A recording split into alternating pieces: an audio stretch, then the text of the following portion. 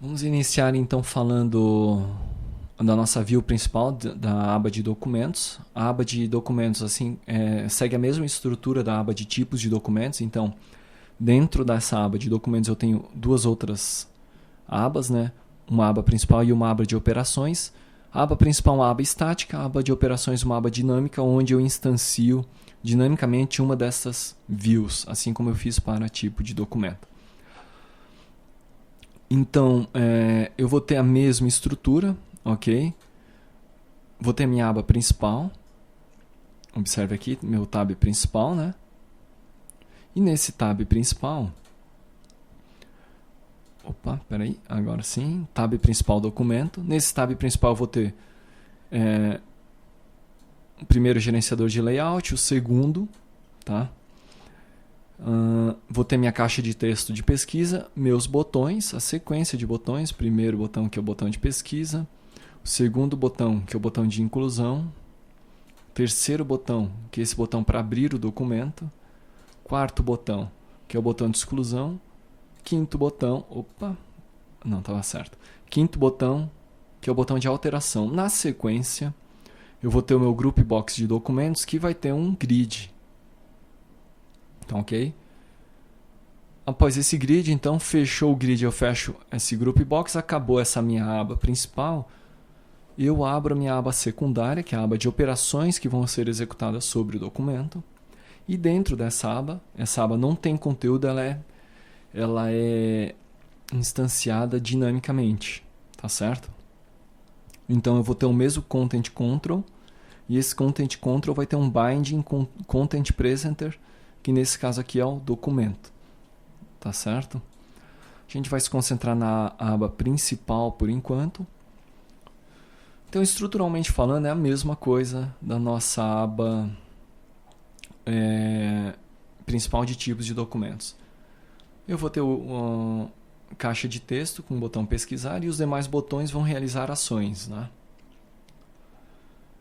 O botão incluir vai estar sempre ativo e os demais botões vão estar ativos quando tiver um elemento na lista clicado, tá certo? Selecionado, melhor dizendo.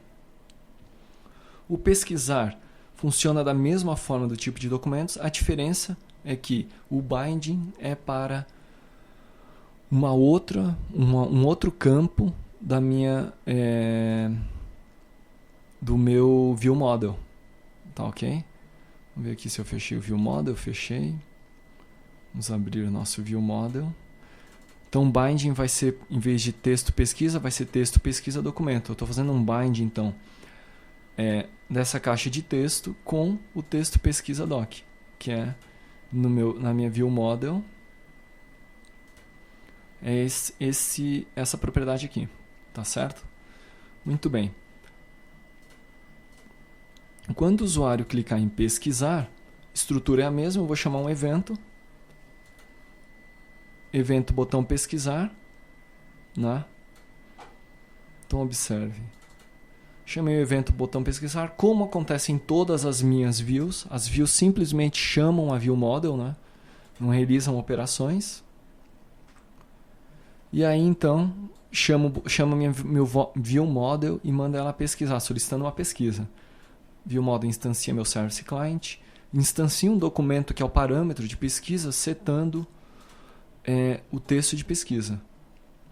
Espero uma lista como resultado, chamo o select documento passando o parâmetro. Esse select, lembrando que a gente já analisou quando mostramos a construção do servidor. Limpa a lista de documentos, que é a lista com o qual a minha view, está vinculada no seu grid. Então o grid, vamos mostrar aqui o grid, data grid, ele tem um binding com a minha lista, de documento, tá certo? E ele tem um binding também quando o elemento é clicado com documento selected, mesma estrutura que nós vimos no tipo de documento. Quando não tem nenhum elemento selecionado, ele atribui nulo para esse campo, né? Então limpa a lista e aí popula a lista novamente, tá ok? Então assim, essa é a nossa view principal. Em relação aos botões, Então essa aqui é a estrutura, não tem mais nada, né?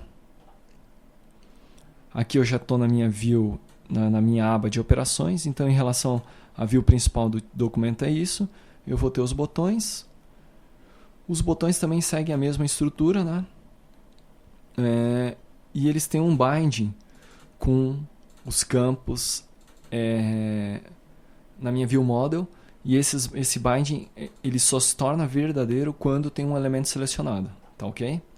Que ocorre da mesma forma como no tipo de documento. Quando o usuário clica em um elemento da lista, automaticamente o selected item seta o meu documento selected na minha view model, documento selected que está por aqui, que está aqui. Quando dá um set aqui, o que acontece? Tudo que é falso, se for verdadeiro, se tiver um elemento selecionado, viram verdadeiros. E aí o usuário pode abrir, excluir e alterar o documento.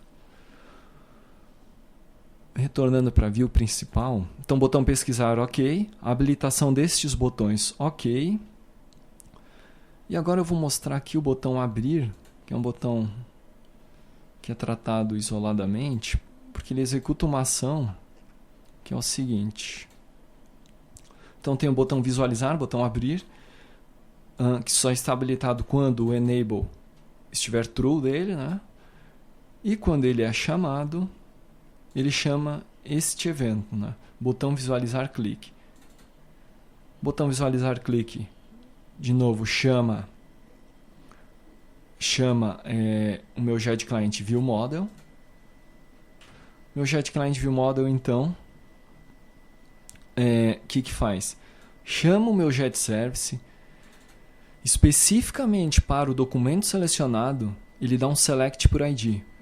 E conforme nós vimos lá no WCF, no momento que eu construo o servidor, esse select documento por ID retorna não só os dados que estão gravados no banco de dados, mas o arquivo também.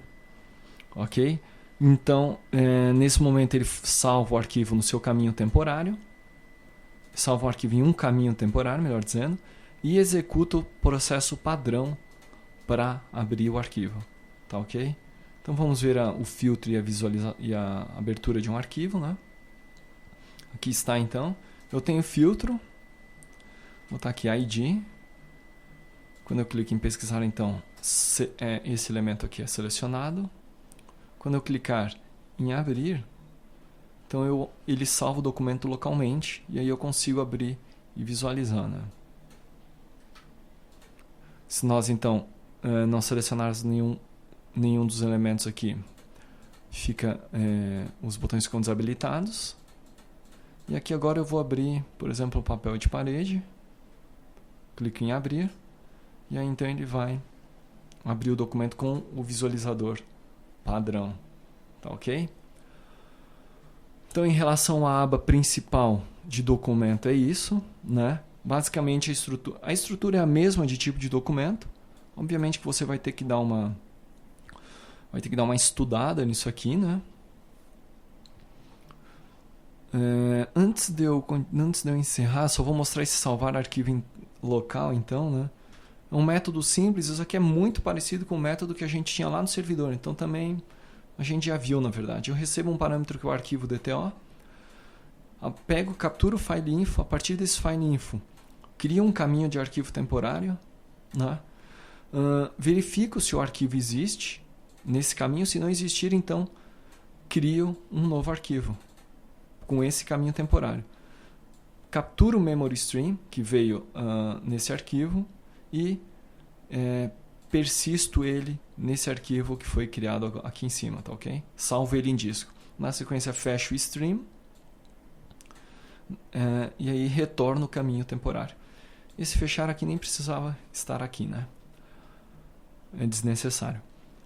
Tá ok? Então, em relação ao processo a view principal de documento era isso, é uma view muito parecido com o tipo de documento, ela tem um botão abrir a mais, que na verdade o abrir faz o que? Busca no banco, busca no servidor o arquivo, salva localmente e executa o programa que vai permitir a visualização desse arquivo na máquina do cliente. Tá ok? Então, em relação a view de documento era isso.